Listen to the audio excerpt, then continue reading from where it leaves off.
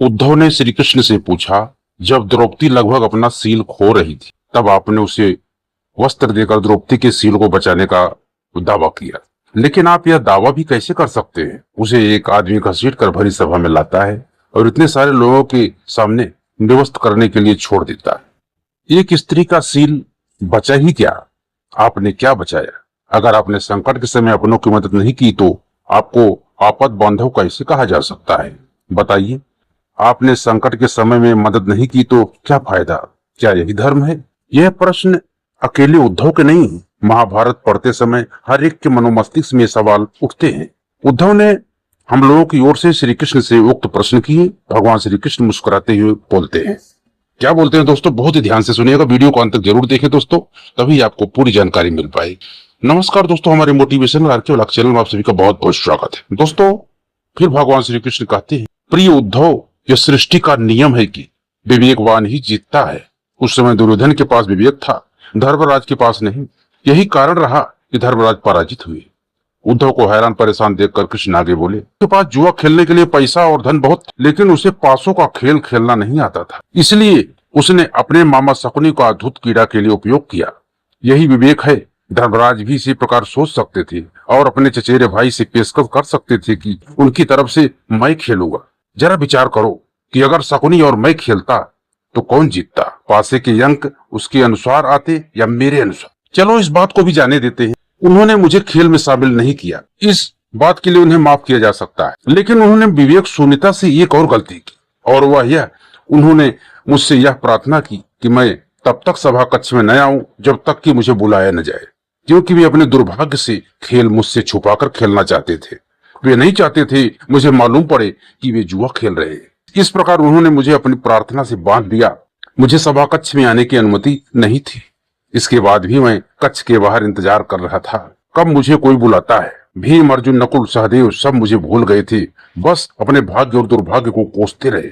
अपने भाई के आदेश पर जब दुशासन द्रौपदी को बाल पकड़कर घसीटता हुआ सभा कक्ष में लाता है, द्रौपदी अपने सामर्थ्य के अनुसार जूझती रही, तब भी उसने मुझे नहीं पुकारा।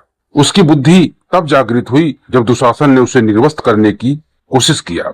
जब उसने स्वयं पर निर्भरता छोड़ करके हरिओम शरणम हरिओम अभयम कृष्णम अभयम की गुहार लगाई, तब मुझे उसके सील की रक्षा का अवसर मिला।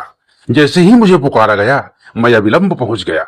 अब इस स्थिति में मेरी गलती बताओ? उद्धव बोले, कान्हा, आपका स्पष्टीकरण प्रभावशाली अवश्य है, किंतु मुझे पूर्ण संतुष्टि नहीं हुई। तो दोस्तों, आप लोग कमेंट में जय श्री कृष्णा जरूर लिखें, ताकि आपके पूरे घर परिवार को भगवान श्री कृष्ण की कृपा जरूर बनी रहे।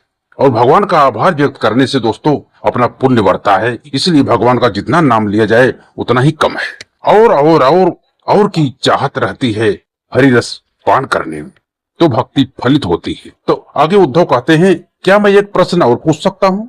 कृष्ण की अनुमति से उद्धव पूछे। इसका अर्थ यह हुआ कि आप तभी आओगे जब आपको बुलाया जाएगा। क्या संकट से घिरे अपने भक्त का मदद करने आप स्वतः नहीं आओगे? तब भगवान कहते हैं, मैं सदैव भक्तों के नजदीक रहता हूँ, जो हो रहा है उसे देखता हूँ, यही ईश्वर का धर्म है। वाह वाह, बहुत अच्छा कृष्ण। तो इसका अर्थ यह हुआ कि आप हमारे नजदीक खड़े रहकर हमारे दुष्कर्मों का निरीक्षण करते रहेंगे, हम पाप करते रहेंगे और आप हमें साक्षी बनकर देखते रहेंगे। आप क्या चाहते हैं कि हम भूल करते रहें, पाप की गठरी बांधते रहें और उसका फल भुगतते रहें? उलाहना देते हुए उद्धव ने पूछा। तब भगवान श्री कृष्ण आगे क्या बोलते हैं दोस्तों, बहुत ही सुंदर है। उद्धव, तुम शब्दों के गहरे अर्थ को समझो। जब तुम समझकर अनुभव कर लोगे कि मैं तुम्हारे नजदीक साक्षी के रूप में हर पल हूँ, तो क्या तुम कुछ भी गलत या बुरा कर सकोगे? तुम निश्चित रूप से कुछ भी बुरा नहीं कर सकोगे।